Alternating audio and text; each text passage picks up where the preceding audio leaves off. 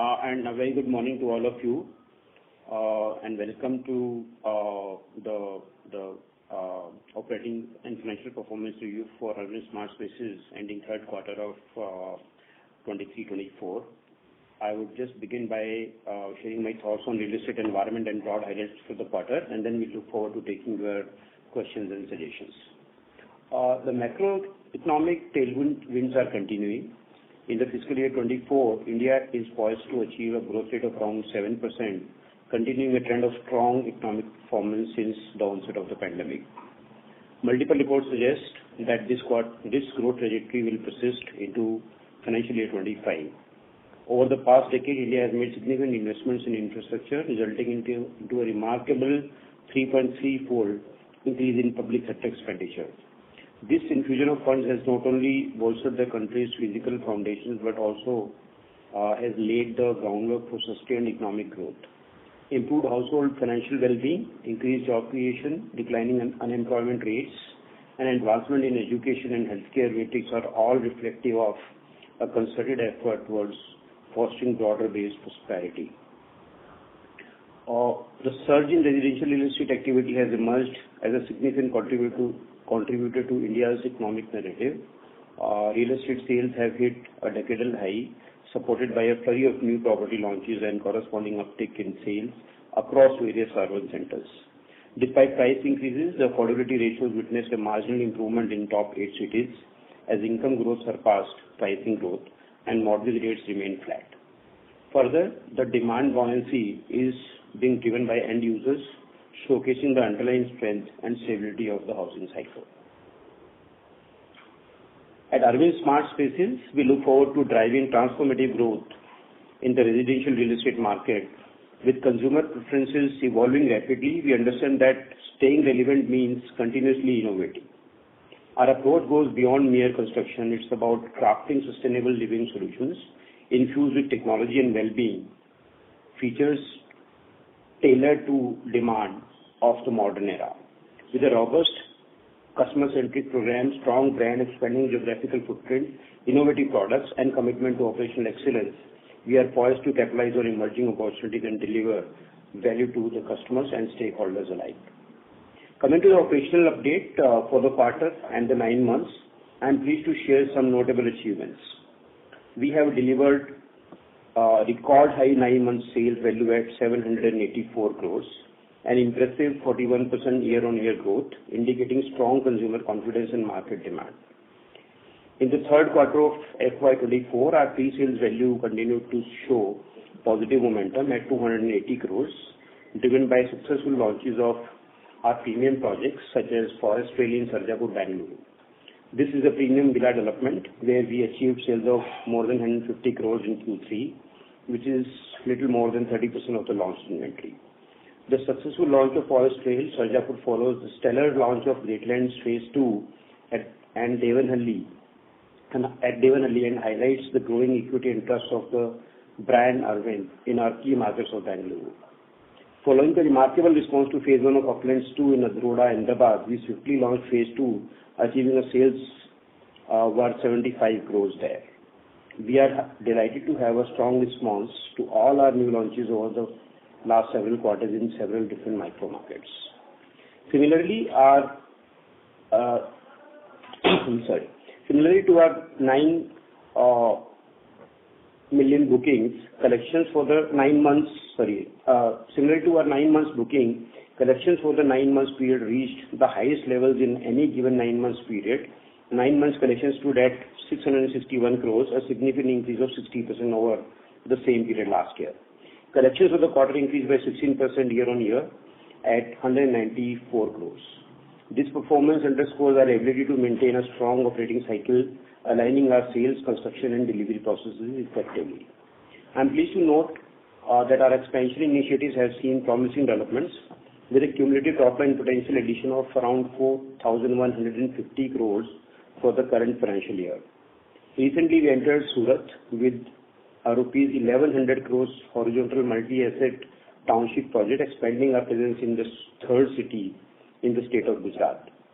The project is spread over 300 acres and signed under a JD model with 55% share accruing to us. This strategic move underscores our proactive approach to growth and our focus on seizing opportunities in emerging markets.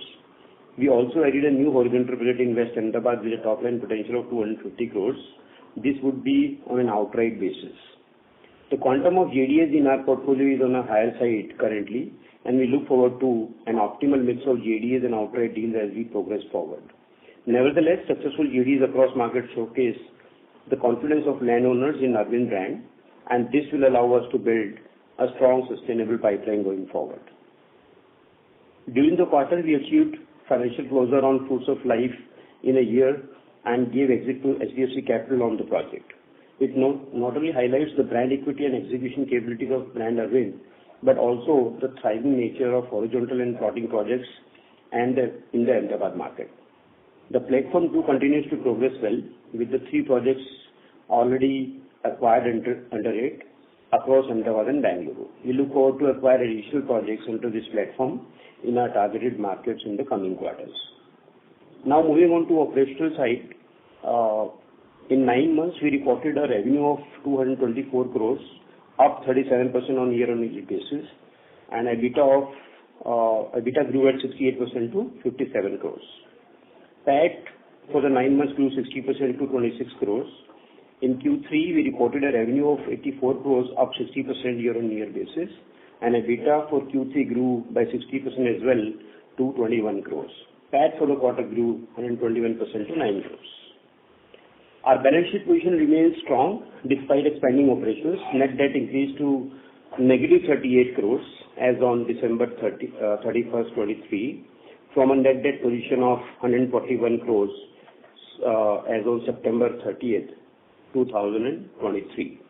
A crucial parameter in real estate reflecting the underlying business performance quite well is operating cash flows, and during the quarter, net operating cash flows amounted to rupees 89 crores. Net operating cash flow during the 9 months stood at 360 crores. We estimate an unrealized operating cash flows exceeding 2,552 crores coming from the current pipeline of projects. As you would have noticed in our presentation, we have very recently relaunched our project at Odlapur in Bangalore. It's called Arvind Orchards. We look forward to deliver a differentiated experience to our customers in North Bangalore through this one-of-its-kind orchard-themed plotting development. To conclude, we see a very significant opportunity for the Indian real estate market, and Arvind SmartSpaces is well poised to capitalize on the same and sustain its path of profitable growth. As we approach the financial year end, the objective remains to end it on a very strong note across operational and financial parameters. On that note, I conclude my opening remarks, and I would like to ask the moderator to open the line for question and answers. Thank you very much. We will now begin the question and answer session. Anyone who wishes to ask a question may press star and 1 on the touchtone telephone. If you wish to remove yourself from question queue, you may press star and 2. Participants are requested to use handsets while asking a question. Ladies and gentlemen, we will wait for a moment while the question queue assembles.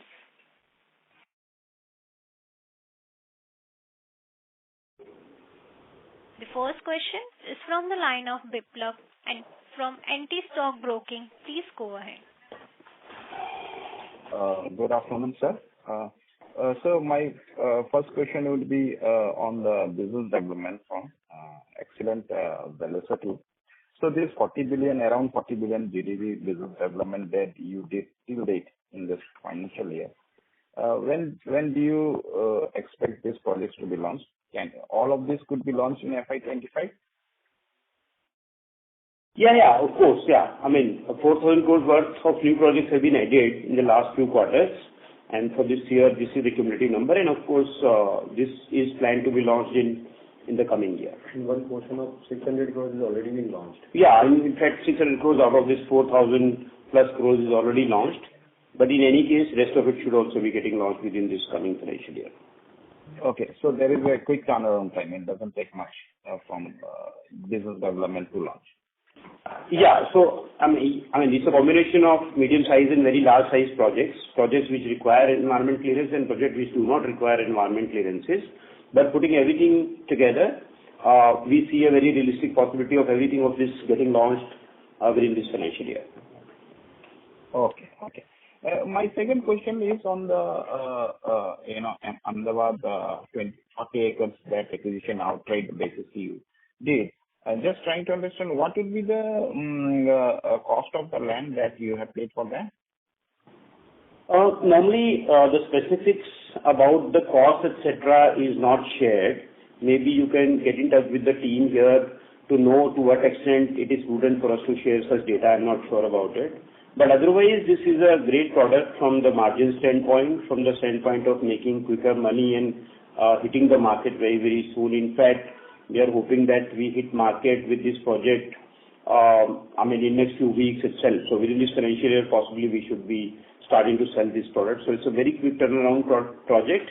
And the rest possibly you can get in touch and we'll figure it out to what extent the information can be shared. And in typically such projects, suppose you have bought the land, okay, we keep aside that cost. But what would be the other cost and what would be quantum of that cost, say for this 40 acres project? What would be the other cost and what would be the quantum of that cost that need to be incurred for this project? So operating margins and EBITDAs in these projects vary anywhere between 25% to as high as 35-40%. Maybe average of a plotting project that we are currently executing will be more than 30-35%. And this project should be very similar to that. And that's how the costs are. Okay. Thank you, sir. Thank you. The next question is from the line of Ritvik Sheth from One Up Financial Consultants. Please go ahead. Hi. Good afternoon, sir, and congratulations on excellent set of numbers. Sir, can you talk a little louder, please? We're not able to hear you really. Yeah. Is this better? Yeah, better. Significantly better, yes. Sorry. Yeah. Firstly, you mentioned that you are planning to launch the West Ahmedabad project, which you acquired recently in Q4 FY24 itself. Did I hear it right? FY25, we said. When we talked about this 4,000 worth of projects, so what we said was this entire pipeline that we've acquired recently, which is totaling to 4,000 for this current year as a total, everything of that will be launched in the coming financial year, which is 2024-25. Okay, sure. Got it. Lakshmanpura, this one project out of it, which is not a very big project, but otherwise a profitable one, will be launched within this financial year, hopefully. Right. Okay. Within the current financial year ending March 24. Got it. Okay. And so second question is on the HDFC platform. What is the total amount that we have deployed till date out of the 900 crores? So we have committed in excess of 400 crores already from the platform. Maybe the payments are a little less than that, more like a 300-350 odd crores. But commitment-wise, it has crossed halfway, and we've deployed in that sense in excess of 400 crores. Okay, great. And sir, just one question. We have 4,000 crores of launches to be done in the next 4-5 quarters. So what kind of business development are we looking this year? Already we have seen a very strong business development pipeline, the highest in the company's history. So, what will FY25 look like, and what would it be a similar number around 4,000, 5,000 crores? Would like to pick your thoughts on that. So little futuristic, but as you very rightly said and understood that you already clocked in excess of 4,000 crores in the first 9 months of this year. Now we would love and like and be happy with a number which is rounded off to something close to 5,000 crores for the year. And most of the projects which are in further discussions and pipeline, generally they are quite decent in size, and hence 1 or 2 happening will mean that we'll cross that number. So hopefully we cross that and do additional 1,000 odd crores within this financial year. But having said that, this trajectory of 4,000 to 5,000 crores is something that we hope that will sustain in the coming years as well. Right? It's not that this is an exceptional year and that's why it is high. It is a trajectory that we want to maintain. Okay. Sure. And this acquisition would be more or less funded by internal accruals, HDFC platform, and debt if needs arise to be, right? Correct. So as you know, HDFC, there is a leftover still significant. Then internal accruals have been very strong. This year, we've accumulated more than 360 odd crores, which is one of the highest, rather the highest ever. Company still negative debt company as on December end. So hopefully, I mean, very, very conservatively, we should be raising debt to the extent of 300 to 400 crores. Even if it's 300, it is significant amount of money. So all in all these three engines are alive and kicking, and we should be able to make use of this. And on top of that, as of now, we are very, very heavy on JDs as a structure, and that is why a lot of money is still left to be deployed, despite adding a very significant top line of around 4,000 crores for the current year. To that extent, apart from deployment of these three sources, which are internal and external, both put together, including the platform and debt, and of course internal accruals, JDs are kind of complementing and supplementing the other efforts towards creating bigger pipeline. Right. And sir, just one final question, one clarification rather. The reported OCF of 360 crores in the quarter, that is for our company share, right? Net to us. Yeah. So this quarter number is 90 crores, 89 crores to be more precise. This year's number is cumulative number for 9 months is 360 crores. And this is purely what has come to us already, and either it is already deployed or it's gone into any repayment at all. But yeah, this is purely our share accrued to us and received by us. Okay, sir. So thank you, sir, and all the best. Thank you. Thank you. The next question is from the line of Abhishek from Yes Securities. Please go ahead. Yeah, good afternoon, sir. Just one question. Where do we stand on the BD regarding to enter in MMR or say Pune or MMR cumulatively? So if I have heard your question right, you are asking about BD efforts in Pune and MMR. Yeah, sir, absolutely. Correct. So yeah, I mean, those efforts are on. We have evaluated a bunch of projects. A couple of them are looking quite promising. They are in advanced stages as of now. We are a little conservative when it comes to adding a new geography, and that's how we are doing this time also.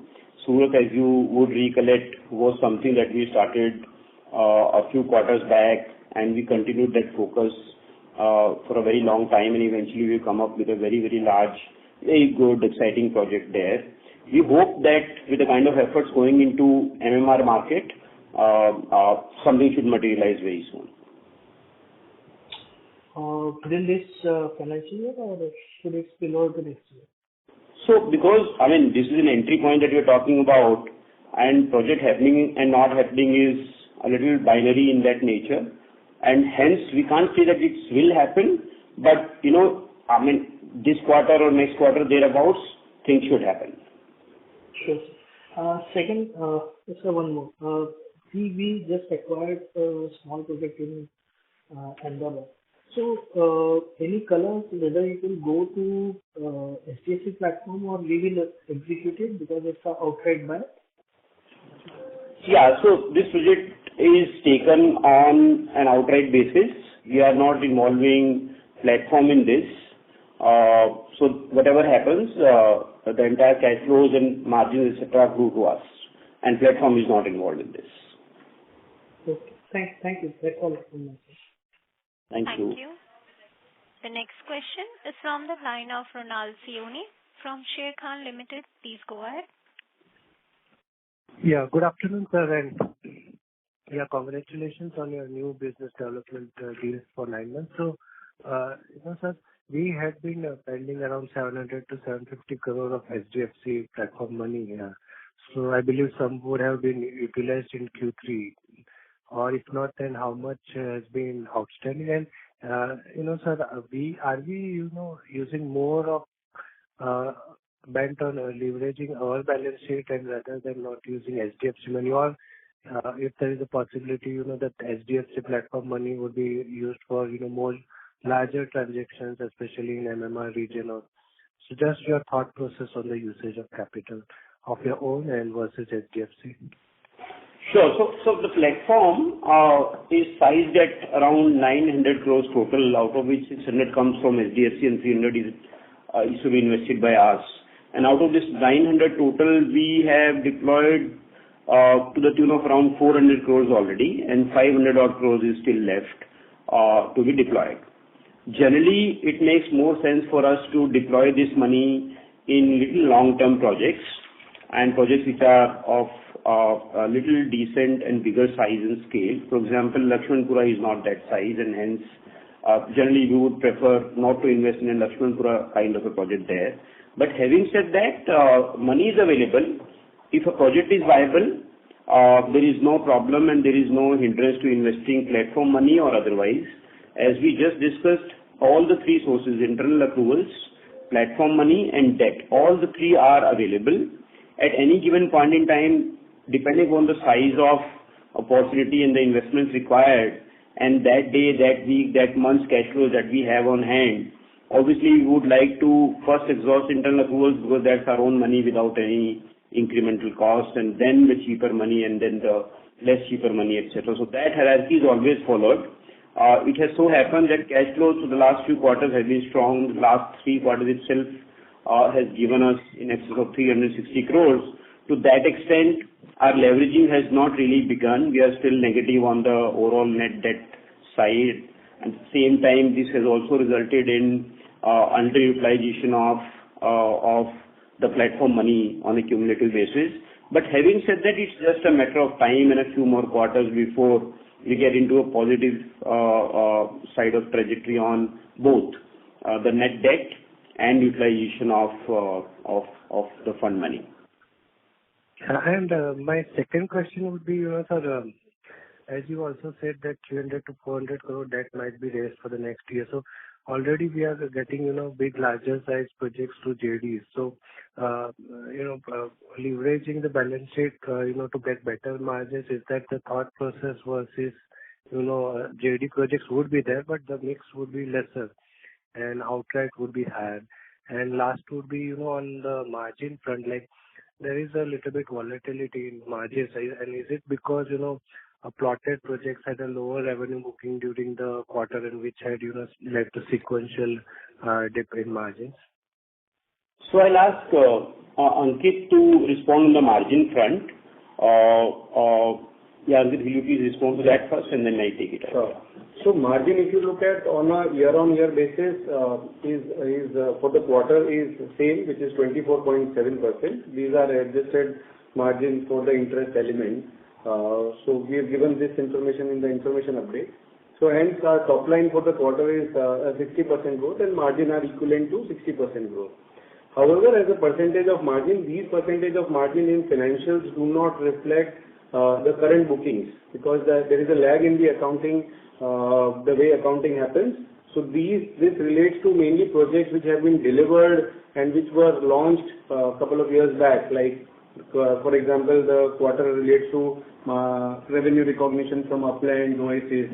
So the plotting projects booking which we are looking at, like Uplands 2.0 or maybe a Forest Trails which is there in the current quarter, which is more of pre-sale, does not come into books of accounts.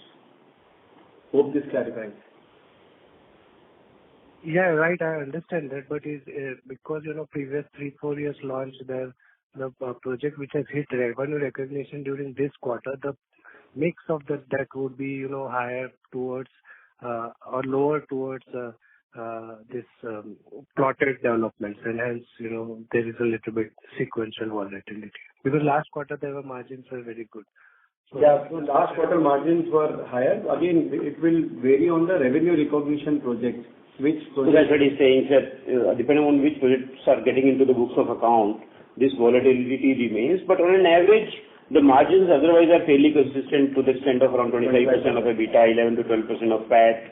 In fact, last quarter was, in my understanding, a little bit of an aberration where more profitable, disproportionately profitable projects entered into the books of account and hence this higher margin. this quarter, the current quarter, and the cumulative number in that sense is actually more representative of the profitability and the level of profitability that we expect in the normal course on a steady state basis. And maybe just to add, your comment on plotting has a low margin. It is not a case that plotting is a low margin. At least the other way around. Plotting is actually a little higher margin. Yeah. And the second part of your question related to more outright versus JDAs, etc., etc. Yeah, I mean, generally we prefer to have a very optimal balanced portfolio from this point of view, structuring point of view. But it has so happened that in the first 9 months of this year, we've done more of JDs and less of outright. But because that has also meant that we have more investable money left as of now for the top line that we've already tied up, it will automatically be an orientation where we'll see more outright projects coming our way in the coming months from the money which is still left to be deployed. Okay. Thank you very much, sir, and best of luck. Thank you. Thank you. The next question is from the line of Rakesh Wadhwani from Monarch AIF. Please go ahead. Hi, sir. Thank you for the opportunity. Sir, in the initial remarks, you mentioned we work on the operating margin of 30 to 35% for the horizontal projects. Can you also give us what is the operating margin we work for the vertical projects? So, I mean, weighted average of the two will be 25%, rather 25 to 30%. And I will say a long-term stabilized difference in operating margin will be to the extent of 5%. So if we are hovering anything between 25 to 30% as overall margins, then vertical would be more like 25%, 22% and thereabouts. And horizontal will be more like 30-35% or a little more in a few cases, selected cases, and more like that. So, and hence the average of anything between 25 to 30%.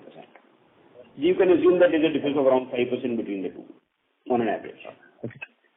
Okay. Thank you. Sir, what will be the IRR we will be minimum looking with respect to the vertical or horizontal? Because if I look at horizontal, it should have more margin, more IRR.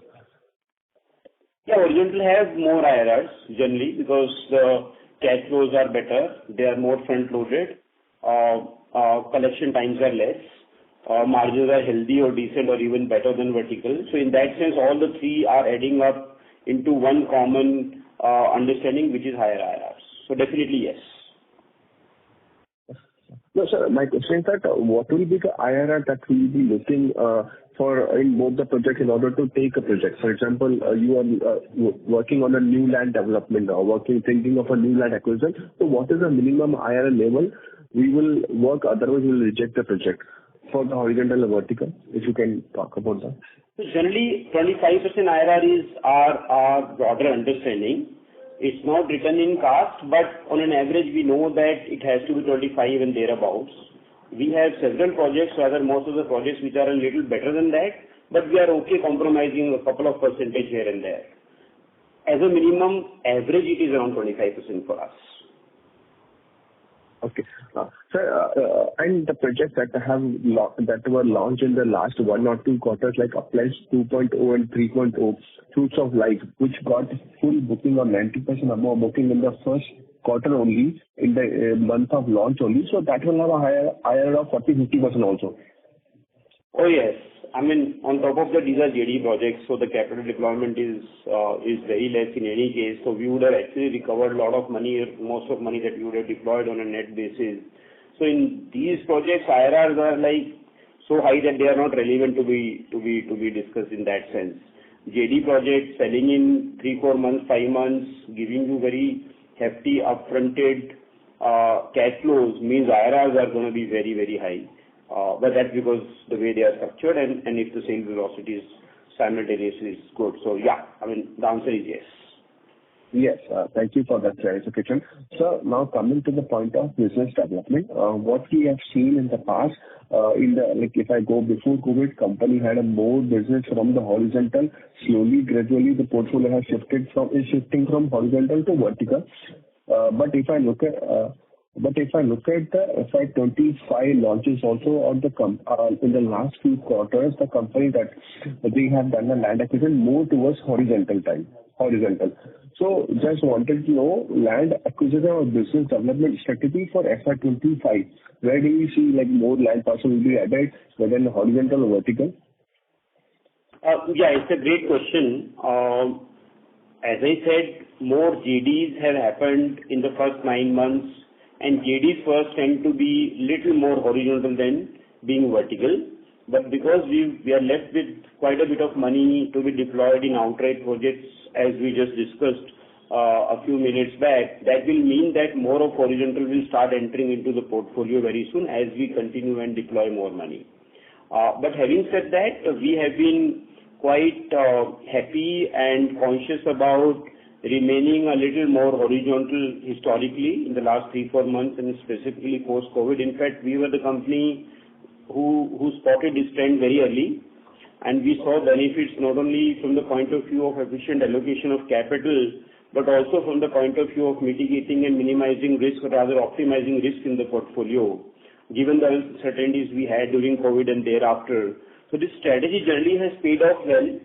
We don't see that we have penetrated deeper than what we should have been, we should be doing, and hence we see a lot of scope still left in the markets that we are in. For example, even Surat, a great city of the size of Ahmedabad, as big as Ahmedabad is, etc. But there are very few horizontal developments which are of that great quality, international standards, bringing a very different perspective to how a horizontal development can look like, etc. I mean, these are the kind of opportunities which are quite untapped. A lot of real estate developers have appreciated this. We spotted this trend a little early, and hence our portfolio today looks heavier on horizontal. Going forward also, we'll continue to keep similar pressure, similar kind of focus on horizontal. But having said, you will see quite a bit of action happening on vertical as well as we go ahead with deployment of the under-deployed money that we have from all the 3 sources we discussed.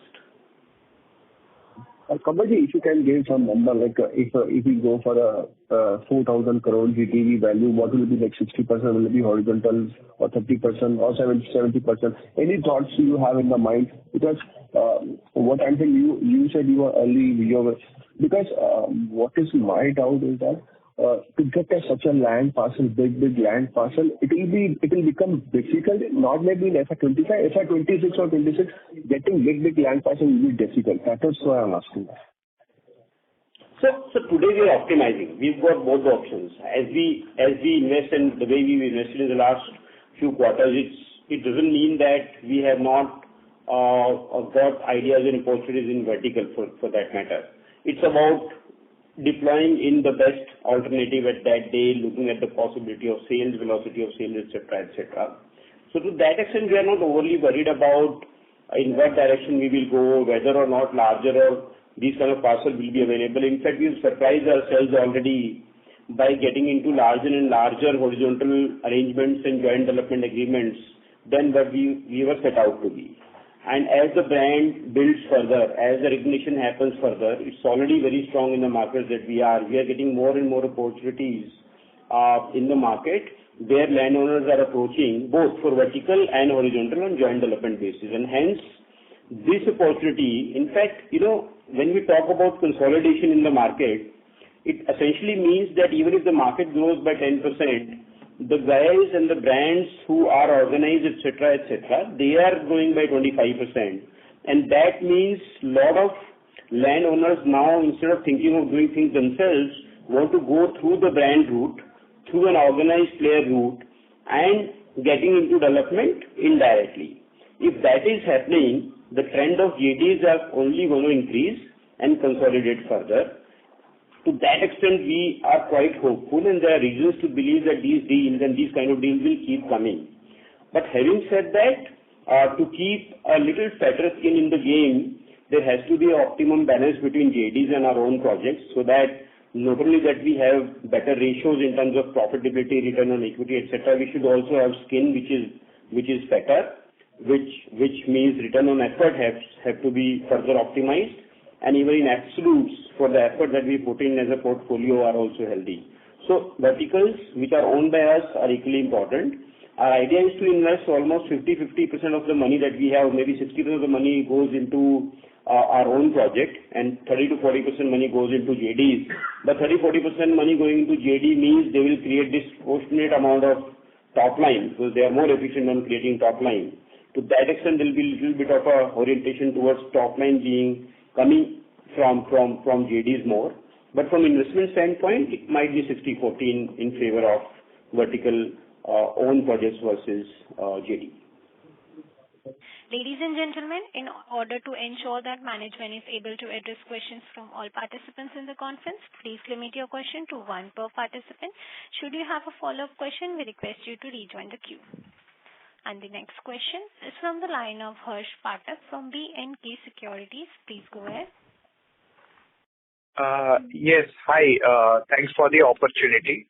Sir, I wanted to check. I mean, we have been hearing that, the major demand, 70% of the demand in real estate space comes from the top 7-8 cities. But with regards to your recent foray in Surat, that's maybe you can say a tier 2 city. So how does this foray come in like our strategic growth map? What's our thought process? Maybe I'm looking from a medium-term strategic growth point of view. Sure. You're talking in the context of Surat, right?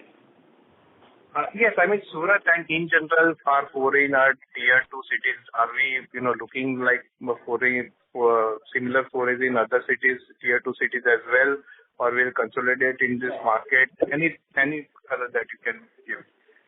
Sure. So we have historically been a little conservative when it comes to geographical expansion and adding a new city.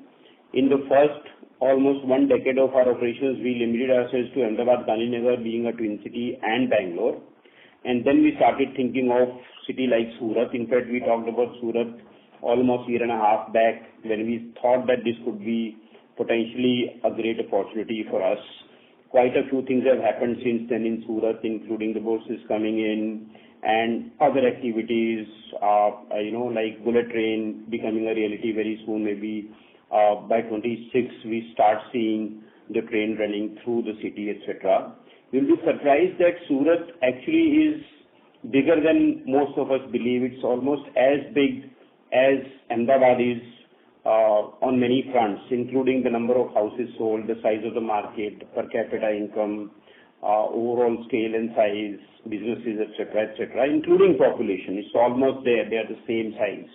So it's a very natural fit. It might not be a tier 2 strategy for us in that sense typically, but we see Surat as a very natural extension. Whatever way we look at it, it could be seen as an extension of Ahmedabad. There's a 3-hour drive from here and very similar consumer mix, customer mix, brand recognition, etc. Almost the same size.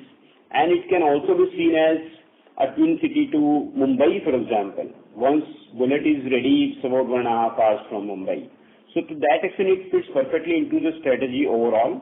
And we've spent enough and more time understanding the city, understanding the markets, and we've taken more time than what we would have ourselves anticipated to enter into the city, because we wanted to make sure that we enter with size, scale, and then the city should have potential to go deeper as we go forward. It's not about doing an opportunistic 1 or 2 projects. Once we enter, it has to be decent size, and that box also gets checked in this case.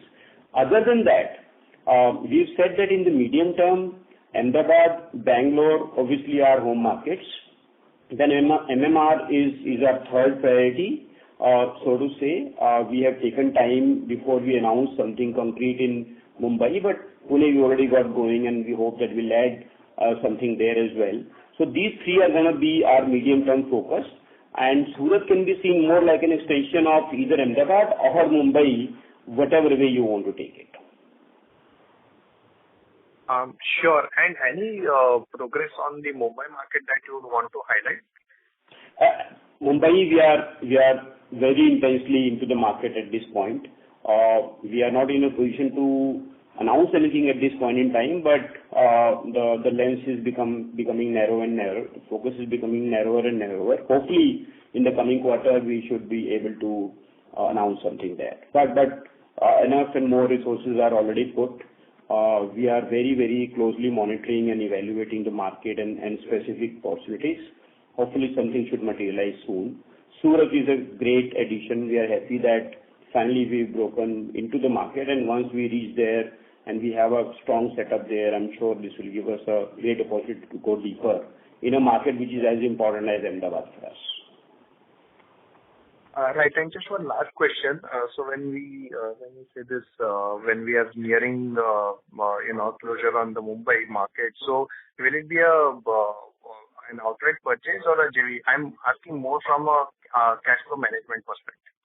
It could be both, but the way we are seeing at this point in time, it's looking more like a JD entry, where the initial fund deployment will be contained to a large extent. But we're open to both. We're evaluating both. I mean, going with the sheer numbers and the trend that I'm seeing from the option that we have evaluated of late, it seems that chances of a JD happening are higher than an outright happening. Sure, sir. Thanks for answering my questions and all the best. Thank you. Thank you. The next question is from the line of Akshay Kothari from JHP Securities. Please go ahead. Yeah, thanks for the opportunity. So congratulations on a very good pipeline. And it was exciting to see Arvind SmartSpaces pouring in Surat. Just had one question. So what is the nearest village on NH48 where we have done the Surat thing? This is still not disclosed, but this is close to that circle called, let me just figure it out. We can take the other question and I'll come back to you. I'm just forgetting the name of... Is it near Kamraj? I think so. That's the first, yeah, it's very near Kamraj. Yes, correct. You are right. Okay, so again, then follow-upping on that, based on the indicative top line of 1100 crores and 13 million square feet generation, the per square feet would be around 850 rupees per square feet, right? So it will be more like a 7,000 to 8,000 rupees per square yard of realization on the land, yes. Per var. So, okay, and this, what would be the size of the plot? That we've not figured out yet. It's at a very early stage of planning and designing, etc., etc. I think those details will emerge over a period of time. We just got into an agreement and finalized a deal, etc., etc. But we'll come back, we'll share such details when we are close to the launch, etc. Anyway, as per the regulatory requirements, etc., we're supposed to be getting anything on the project before it is approved. So we'll wait for that information. But generally, we'll do what we keep doing at a place like Uplands or Adroda or stuff like that, or a mix of both. And so just one last thing, just to get your thoughts on this. Surat is generally very famous for textiles and diamond market of lately. Now, the thing is, inherent nature of these businesses are that people have so much of cash that their second business is generally getting into real estate, because generally that is where money can be parked into. So we, being a company who doesn't indulge in all the activities, and how do you see this market actually evolving? Because today it's not there. In fact, the real estate players over there are the ones who actually are very much unorganized. I get your point. So basically saying that what and how to handle the cash transactions, which might be a little more prevalent in a city like Surat, which is predominantly a business. Yeah. You're absolutely right. This challenge or this kind of additional aspect of the business existed in many cities that we did. For example, Ahmedabad itself to start with was very similar to that, and generally people believe that to set up 15 crore villa in Ahmedabad in the outskirts with 100% check might not be a great idea. Our experience has been, in any market, the last 20% is neutral to this, or rather in favor of paying more check, which actually remains untapped to a very large extent, because everybody takes the other color of money, which then means that there is nobody who gives 100% check. And if you are one of them, and if you are the only person doing that, it's an opportunity. Maybe it's a little smaller, but for one player to have this kind of vast market and the share of that vast market, I think is big enough and deep enough for us to sustain and survive. The other thing is, when it comes to buying a house, it's like something that you like, then you stretch yourself. If you don't like, anyway, there are many reasons not to buy that. We've seen that wherever we delivered a great product, for example, uplands, irrespective of the values that were there at unit price levels, once people like it, to manage check is not that big an issue. Banks are funding. That means that even businessmen want to have little bigger size of their balance sheet these days. The overall environment is changing, overall orientation is changing, and investing in house doesn't mean that you have to take the entire liquidity out of the system of your business. It broadly comes from bank if you so need it, and that's the cheapest source of money in any case. I'll give you one example. If you're buying a 10 crore house, you've got two options. One is to take that money from your business out, even if it is cash, but the cost of that capital, direct or indirect, cash or otherwise, has to be much more than what you could have otherwise managed through a bank. So even for a businessman who has a lot of cash and who keeps a lot of cash deployed in his business, he's always short of cash. I mean, that's how businesses work.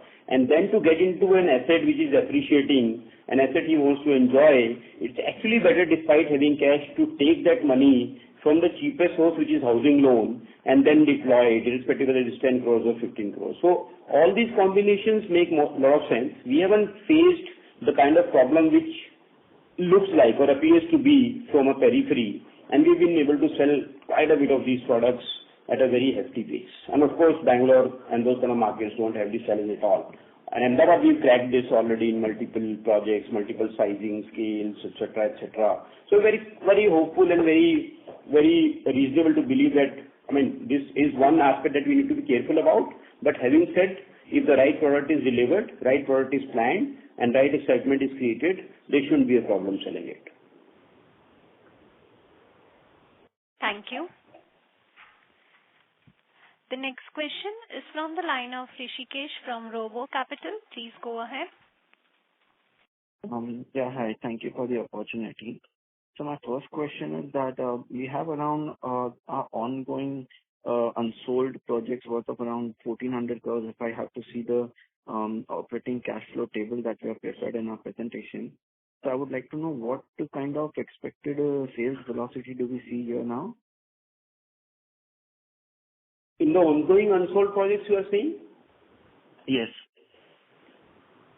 So generally, from the sales mix point of view, we see a trend of 1/3, 2/3 coming from sustenance and new launches. Broadly, this is what we possibly could be doing this year, and this is what we should be doing next year.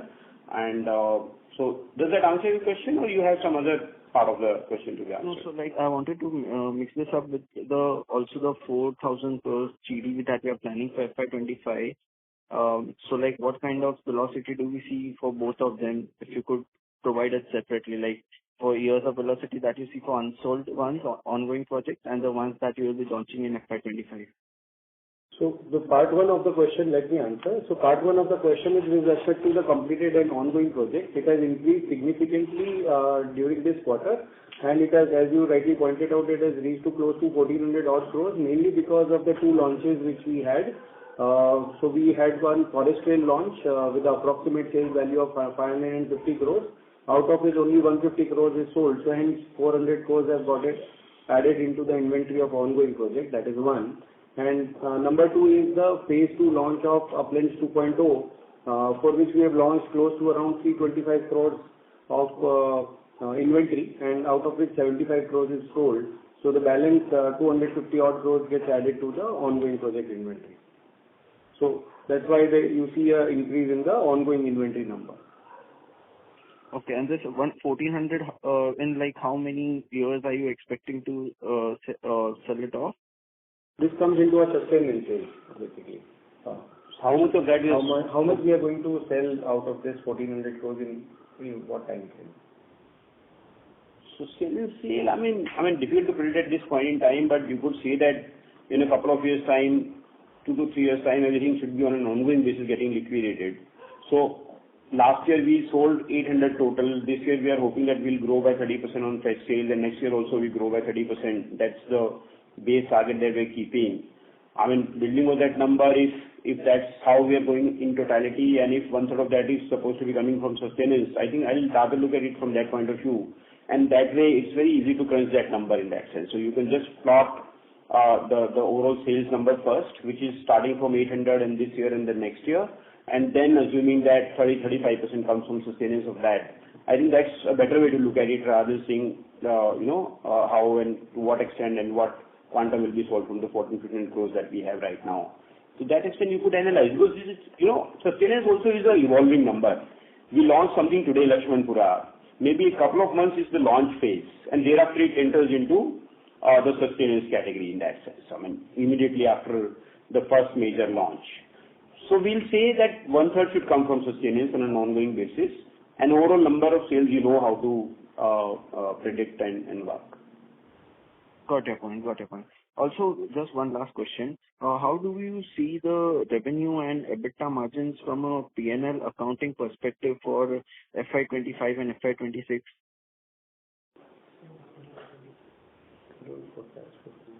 So, MIS sales is something that how they are appearing, and how it is happening. And books are obviously delayed by 2 to 3 years on an average. That's how the trajectory is. Generally, within a legitimate gap, the trajectory of growth that you see in your fresh sales should be also dovetailed with the trajectory of growth in the books of accounts.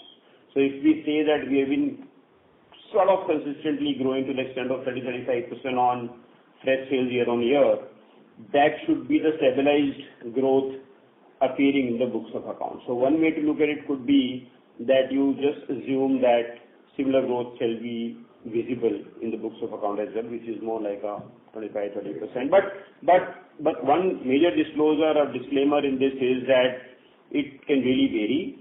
On a comparatively smaller base of number of projects, etc., for the company like ours, it can vary from period to period because of that one trigger point when you formally say that this project is closed and this project is completed, OC received, etc., etc. Because of this one stop point, which is one button to be pressed, 1 day, 1 minute, this can vary. But on an average, long term, medium term, the growth trajectory will catch up with each other in both top line fresh versus what enters into books of accounts. And we have 2,000 crores of. And the other relevant factor in that is that as of now, as we speak, there is in excess of 2,000 crore worth of sales which has already happened, where the money is coming, going, development happening. So unrecognized revenue, which is actual sales but not yet reported or entered into books of account, is worth 2,000 crores as we speak. That's how you could take it. Yeah. That is also one important handle for you to work on this number to predict what could happen in the books of account in at least next 2 to 3 years by when these projects are getting completed in any case. Got your point, sir. Thank you very much. Thank you. Thank you. The next question is from the line of Rishit Shah from Nuvama. Please go ahead. Thank you for the opportunity, but my question has been answered. Thank you. Thank you. The next question is from the line of Amit Jain, an individual investor. Please go ahead. Thanks for the opportunity. I have a couple of questions. So the first question is, at the time of launch, what percentage of inventory do we ideally want?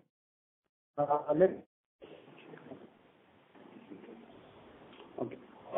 So if I understood your question, right, you are saying what percentage of our inventory is sold at the time of launch?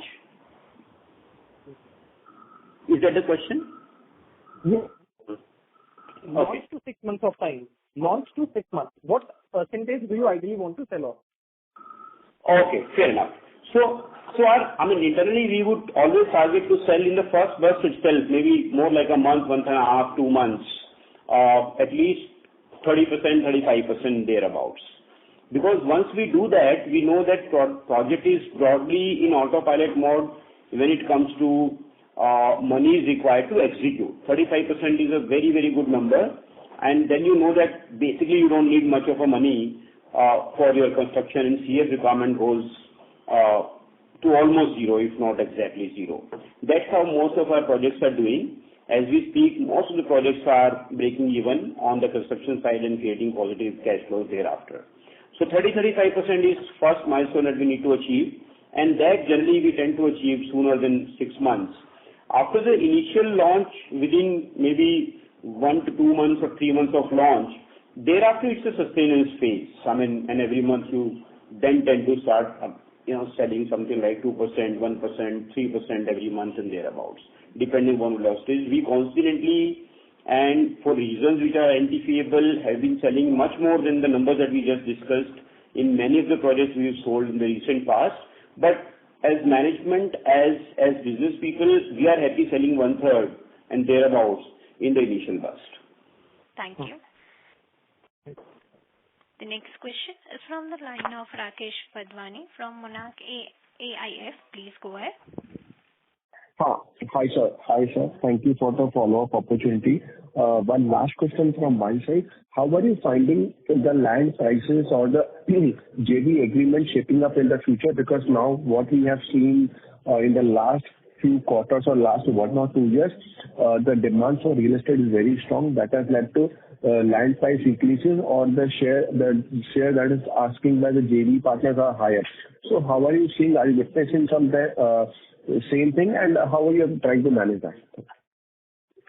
So in general, yes, land prices have moved up across markets, across geographies, and outright deals are more expensive. That's the trend. But the good news is that such price hikes are broadly been taken care by the improved realizations, and hence margins, if at all, have got into very little pressure at this point in time.